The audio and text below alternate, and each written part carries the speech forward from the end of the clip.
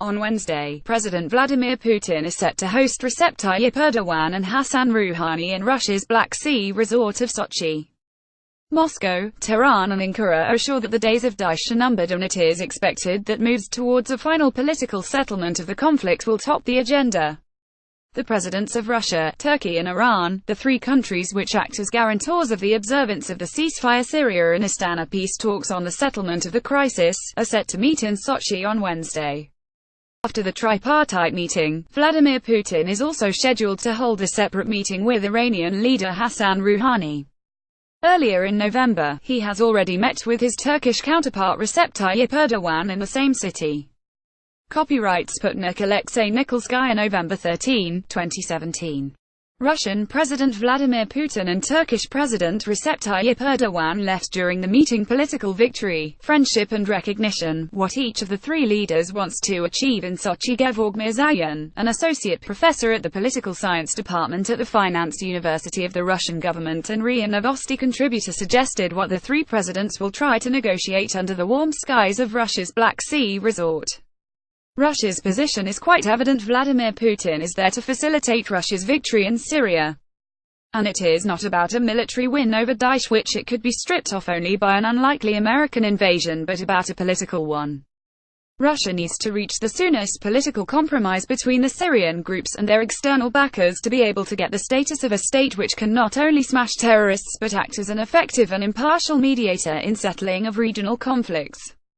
In other words, the status, which, until recently, has been appropriated by the US, he writes in his opt for RIA Novosti. Read more. Turkey NATO row Turkish exit will lead to complete unraveling of alliance. Turkish President Erdogan, he further elaborates, is coming for friendship.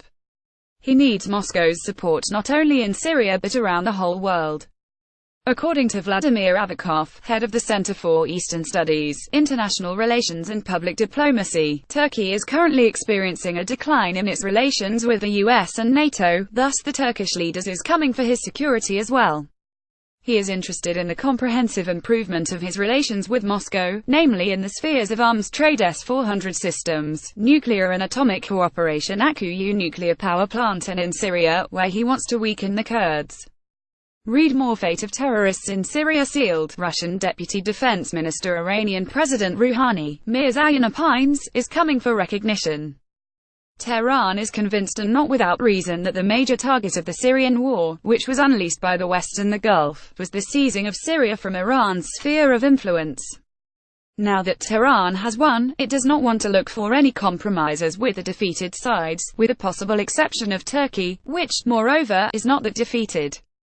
Copyright Sputnik Alexei Nikolskaya. President of the Islamic Republic of Iran Hassan Rouhani. On Tuesday, Iranian President Hassan Rouhani declared the defeat of Daesh in Iraq and Syria in his televised address broadcast live.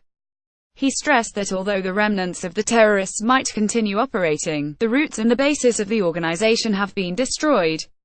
A senior commander of Iran's Revolutionary Guards, Major General Qasem Soleimani, also hailed the defeat of the Islamist group.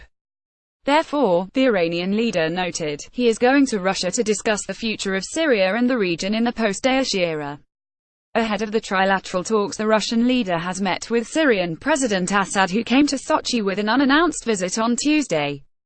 Copyright Sputnik Mikhail Klementiev. Russian President Vladimir Putin welcomes Syrian President Bashar al-Assad during a meeting in the Black Sea resort of Sochi, Russia. November 20, 2017. Picture taken November 20, 2017. Commenting on the result of the meeting, Kremlin spokesman Dmitry Peskov told reporters that it was necessary to prepare the groundwork for possible understandings that could be reached in Sochi on Wednesday to make sure that agreements reached will be viable and not hanging in the air. During his meeting with President Assad, Vladimir Putin was more cautious about the defeat of Daesh, noting that the Syrian people are going through very difficult trials and are gradually approaching the final, unavoidable rout of terrorists. He further expressed hope that the fight against terrorism in the country will conclude in the very near future. Read more. Moscow will support Riyadh's efforts to unite Syrian opposition. Lavrov. Following the talks with the Syrian leader, the Russian president held high-profile phone conversations with the heads of the US, Israel, Saudi Arabia and Egypt, which prompted many analysts to suggest that the violent conflict in Syria could finally be coming to an end. Copyright Reuters. Faisal al-Nasser. Saudi Foreign Minister Adel al-Ubaid poses for a group photo during a Syrian opposition meeting in Riyadh, Saudi Arabia, November 22, 2017. At the time of the tripartite talks in Sochi, Saudi capital Riyadh is hosting the opponents of the legitimate Syrian authorities, ahead of the next round of peace talks in Geneva scheduled for November 28. These negotiations, however, will go without Riyad Hajab, the head of the High Negotiation Committee HNC, the main representative of the Syrian opposition, who resigned on Monday. UN Special Envoy for Syria Staffan de Mistura and Russian Presidential Envoy for Syria, Alexander Lavrentiev, are expected to take part in the consultations. Copyright Sputnik. Ilyas Omarov. Participants in a meeting of the Joint Operational Group of Russia, Turkey and Iran to control the ceasefire in Syria, held in Astana.